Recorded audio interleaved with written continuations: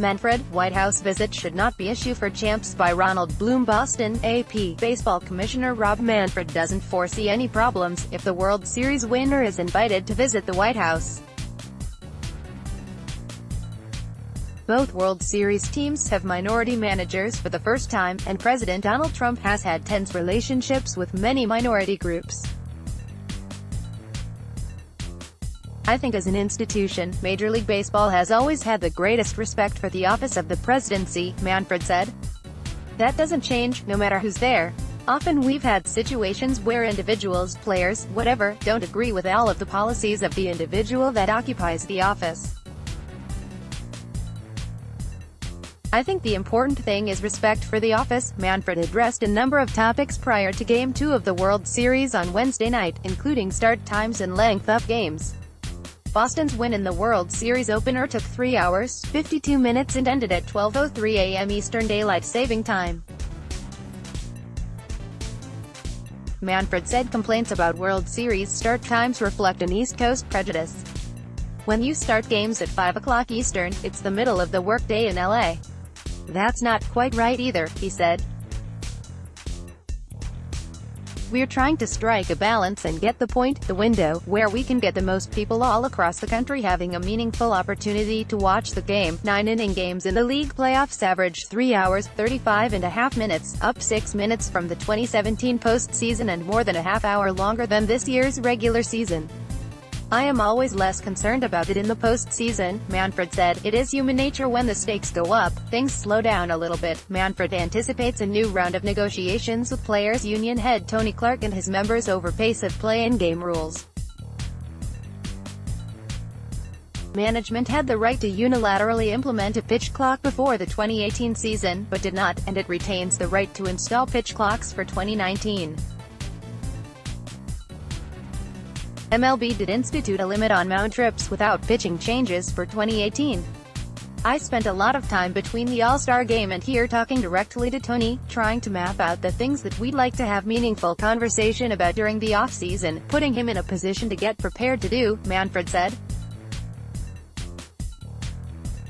Baseball is monitoring rapid changes to the game caused by analytics, including shorter average outings for starting pitchers, and some teams going entirely with relief pitchers. I do think that starting pitchers being on the field less present's yet another challenge for us in terms of marketing the game, he said. You look historically, right, some of our greatest stars are starters, and if they're out there less, it has a predictable effect. Tampa Bay used a so-called opener instead of a starter in 78 games. Oakland and Milwaukee had bullpen games during the playoffs. I do think it can be a useful strategy for clubs in certain types of economic situations, Manfred said. It's really hard to argue with that based on the early returns. We'll see how the returns look over the long haul. Dodgers ace Clayton Kershaw expressed concern this week that teams may favor relievers over starters because they are less costly. The market's going to answer that question, right? We'll see what happens in the market, Manfred said. I'm not sure that trend at this point is persistent enough to have a market effect, but we're going to have another market here in just a few weeks and we'll see what happens. Strikeouts exceeded hits over a season for the first time in Major League history, causing worry that there are too many pitching changes based on matchups that decrease offense. I don't spend a lot of time worrying about whether analytics are a good thing or a bad thing, and the reason for that is they are a real thing, Manfred said. We have them. They're going to continue to use them. There's nothing you can do to stop people from thinking about the game, however the heck it is they want to think about the game. I think what's incumbent upon us and what we try to do is pay attention over the course of the season.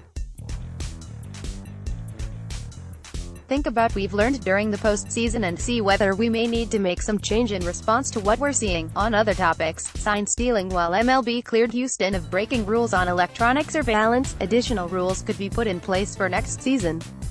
Sign stealing in and of itself is not a violation of our rules. It's been a part of the game since Lassie was a puppy, Manfred said.